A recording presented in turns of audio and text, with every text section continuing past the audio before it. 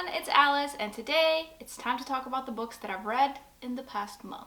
So my reading is still not great, like it's a lot slower than what I'm used to, but I did read 4 books in the past month, which is 1 a week, which I feel like is pretty alright. I'm only gonna review 3 of them today though, because I read one of them for a reading vlog and I want to put that vlog up before I review the book, so I'm just gonna push that to next month. But yeah, I do wonder where my good reading mood has gone. Like, I don't know where it went, but I wish that it would come back.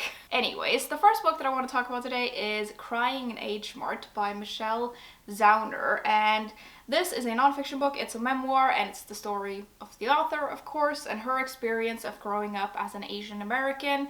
And it's quite a lot about her relationship with her mother, who sadly gets cancer and passes away. And the story is all about family and grief, and also quite a lot about food. So I was really looking forward to this book because I had heard so many good things about it, and it had just been everywhere.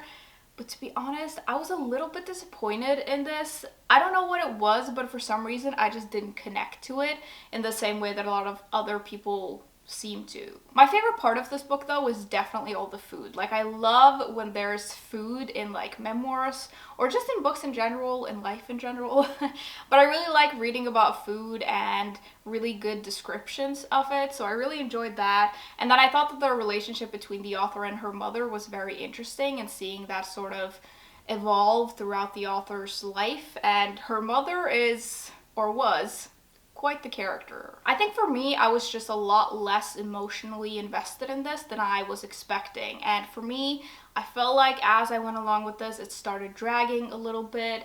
And I don't know how to explain it really, but I feel like maybe for me, this would have been more impactful and a stronger book if it had been shorter and more concise. I felt like there was quite a lot of padding in it, which I didn't really enjoy. I wasn't that interested in that.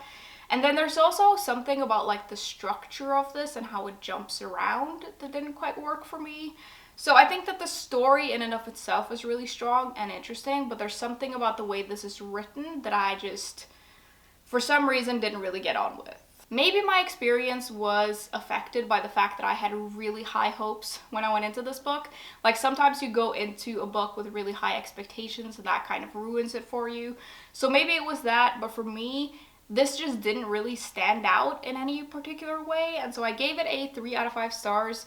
There are some really good parts in here, but I was just expecting a lot more. I would give this cover though like a 4.5 out of 5 stars because I think it's really, really good cover design. It's very simple, but it's the kind of book that you notice and you like, when you see it in a bookshop, it really like catches your eye, I feel. The only thing that's missing is a little like matching illustration on the back, and it would have been a 5 out of 5 stars. But yeah, really good cover design. And I love when memoirs have these kinds of covers, like illustrations on covers instead of just like a picture, because I just think it looks really nice. The second book that I read, you may have already heard me talk about. It's The Picture of Dorian Gray by Oscar Wilde.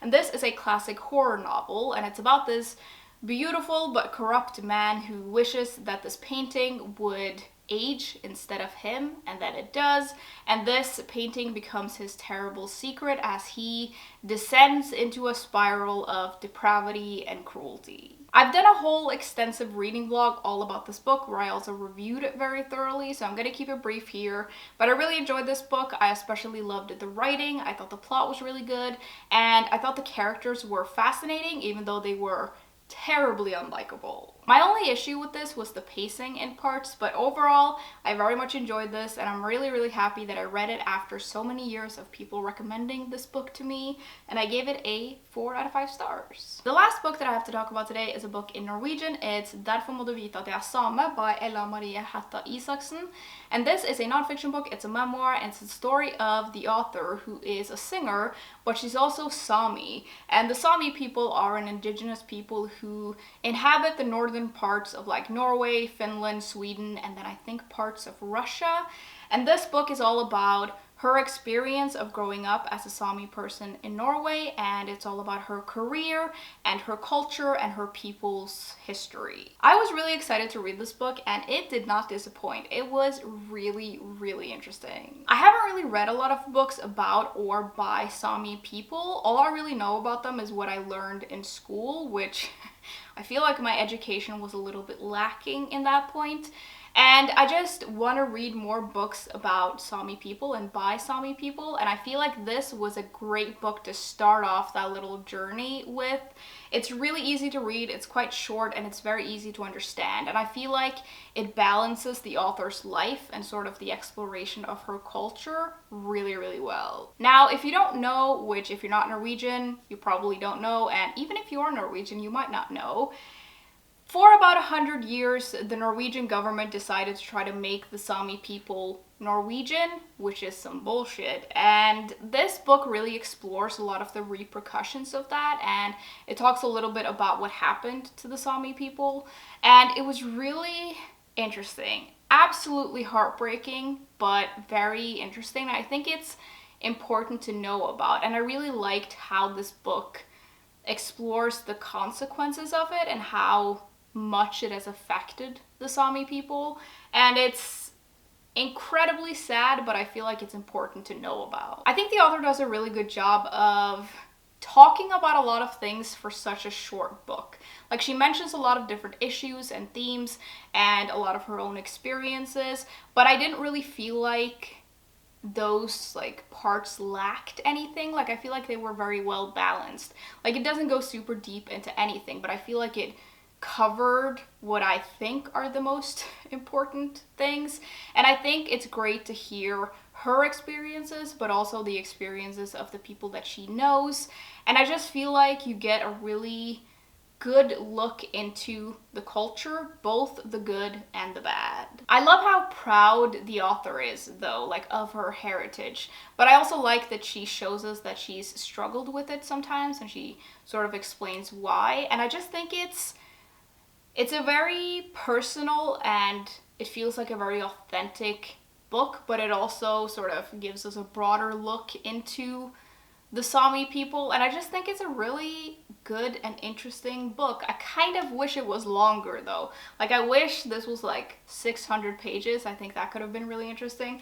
But I do also think this works as a good introduction, I guess. So if you want to read a book by a Sami person and want to learn a little bit more about Sami people, I think this is a great introduction, and I gave it a 4 out of 5 stars. Now, I forgot to say that this title translates to "This is why you need to know I am Sami," and unfortunately it hasn't been translated into English or any other language yet, I don't think, but maybe one day, if it's ever translated into other languages, I would really recommend it. And if you're Norwegian, I think you should read this book. Okay, everyone, those were all the books that I had to talk about today. I wish I had more books to review for you, but this is just what it is. I feel like reading 3 books or like 4 books a month is still pretty good. But I do remember the days when I could do like 2 wrap-ups in a month because I had so many books to talk about, and that is just not my reality anymore. I'd love to know what books you have been reading lately, though. Do tell me all about them in the comments. And as usual, links to my Patreon and other social media will be in the description if you're interested, and I will see you soon. Bye!